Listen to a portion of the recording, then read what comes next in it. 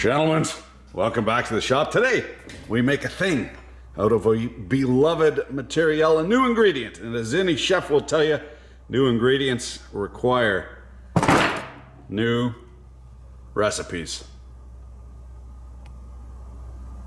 You remember this guy, bane of my bloody existence, grinding up the learning curve. We got to get this thing hotted up. And always a surprise. If you don't add the virgule, it thinks that's milliseconds. We're just going to warm this up on account of it being cold as a bronze bidet in here. Now this rail, 127 pound Dudley, 127 pounds per yard. I had to look that up, I didn't know. From the Canadian National Railroad. They got every plug nickel out of her, not to worry. Bill Gates ain't hurting anyway.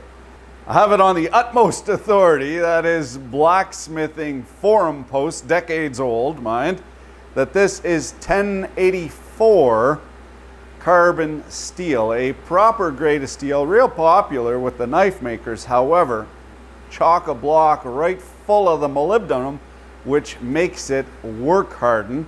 And as you can tell by the camming over here, work this rail has. Motherfucker, it's like a divorcee's bed frame. The thing, it's got hard nuggets and soft nuggets, and it's just chewing through the carbide, going in real soft and easy and just kissing it. I'm breaking the thing right off in two. What we want to end up making, now this was, say, the third try or so, fourth try, fifth try, one loses count. Trying to make some decorative bookends. When you can't make something useful, at least you can make some art out of it. It's sort of a, when somebody retires, you know, you give them something from. So what I was gonna do, and here's the thing, we could very easily anneal these, but there's a reason I don't want to anneal them. One, challengey. Two, it disrupts the Lee.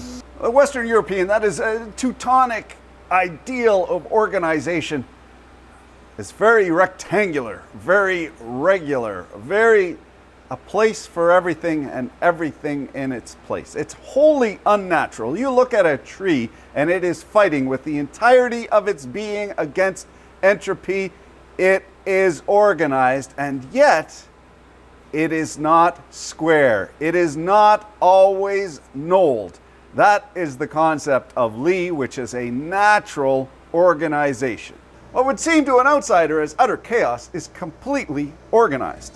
For instance, if I wanted to find a bulging, dangerous NiClad battery, I would find it on the very periphery of the pile. If I wanted to find my Torx handy-dandy little doodads, I would find them under a strata of tools. Of course, because I used these in order to get the tool apart, and the carcass lays on top. So we're in a three-dimensional style of organization.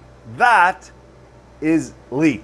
Taking the shortcut of annealing this would destroy the inner Lee, which was forged over decades and tens of millions of pounds of cargo, what clothed and fed and heated people's lives. There is a soul to this rail which would be destroyed by annealing it. And also, we'd need to plug in the kiln. As witnessed by the proper blued chips man glitter, I had a proper pick at the pogue here. I stopped short. Who knew fixturing was so important?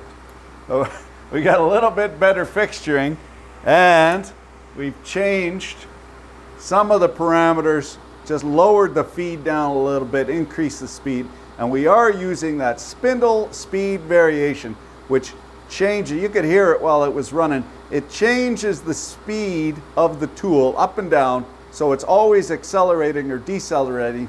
If you get the parameters right, it doesn't allow a vibration, a resonant vibration, to set up in the machine tool. As you can see, we're using quite a girthy tool, 20 millimeters.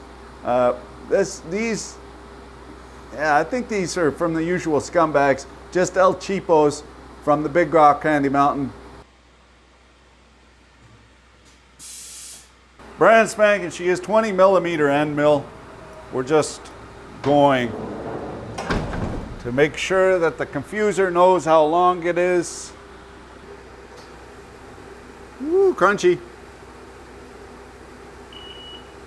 You know me, Mr. Gumdrops and Lollipops. If there's one thing that separates humans from the miserable lot of their existence, it's aiming and throwing. So you got to be careful as a human that you're not always aiming at the negative, because you will hit that target every time. But son of a beachin' thing, the sneaker net doesn't work on 3.0. It won't recognize 128 gig drive.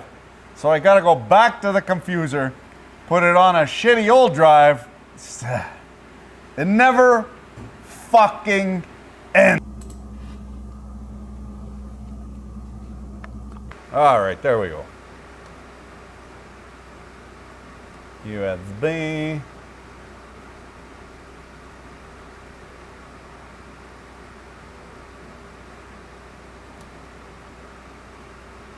Memory, graphics, we'll run the program just in graphics. And we're gonna have a bunch of air cutting.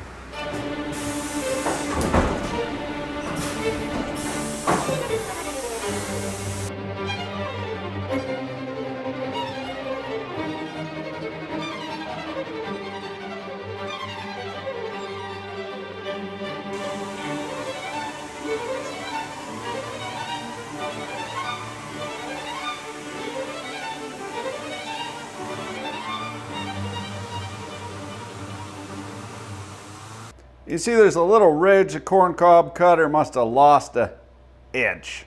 A little more than a edge it lost. There's two there.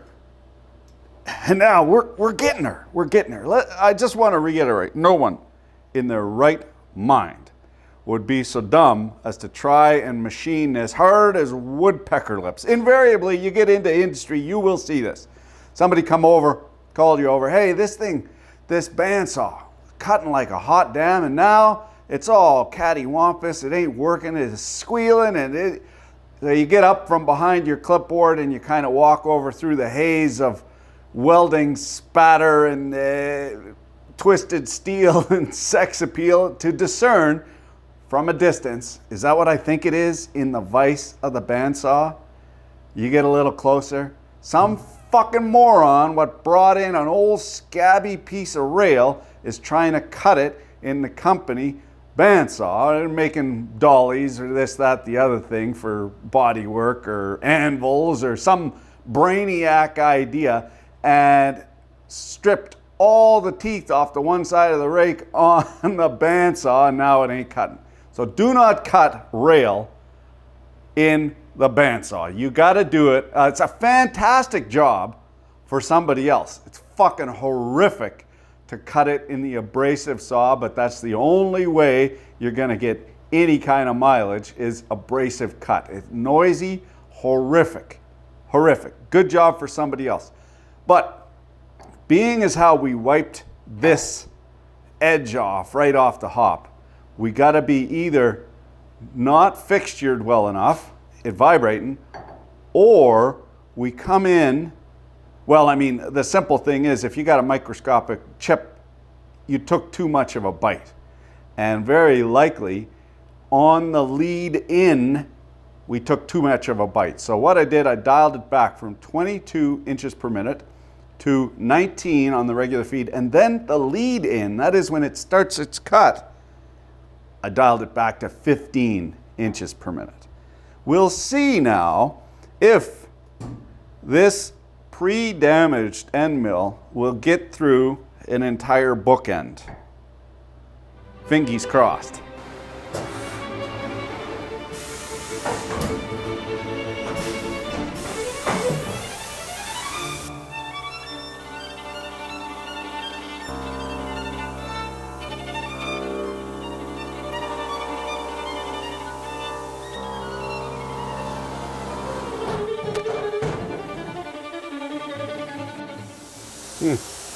Pertinent to our Far Eastern take on organization, Lee, and so forth, they have another very interesting concept, one of face. And I learned long ago that when there's a big, huge, obvious fuck up, everybody knows it, there is no need to even mention it. The Dickie Vice just about got us to destination fact. We'll fix that. Way more affixation points. Unfortunately, the microphone did not survive the onslaught. Something fucked. So you'll have to put up with the onboard microphone on and background noise. Apologize and so forth. Now, we got to tell the confuser where we're to. Fix my shaw mill, fix my G54, work off set. I would just... Fuck! It never fucking ends.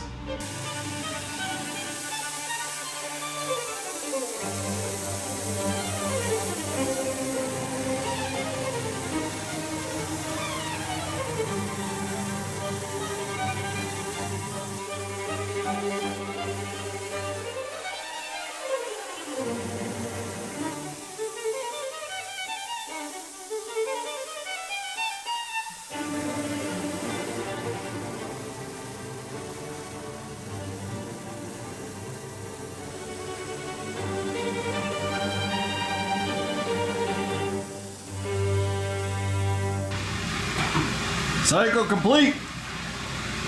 Now she may look like a second-hand prawn dress. You made her. Full pull. Like I say, partner, sometimes if we didn't have bad luck, we wouldn't have any luck at all. We're just about ready to go logging with that. Squoze every plug nickel out of her. I wouldn't touch that with your dick. That is what we call gravitas right there. It means they got gravity in them. Oh, to be a fly on the wall in 100 years at the estate sale. And the young fella asked, what even are these? I don't know, but I'll take $2 for them. Thanks for watching. Keep your dick in a vice.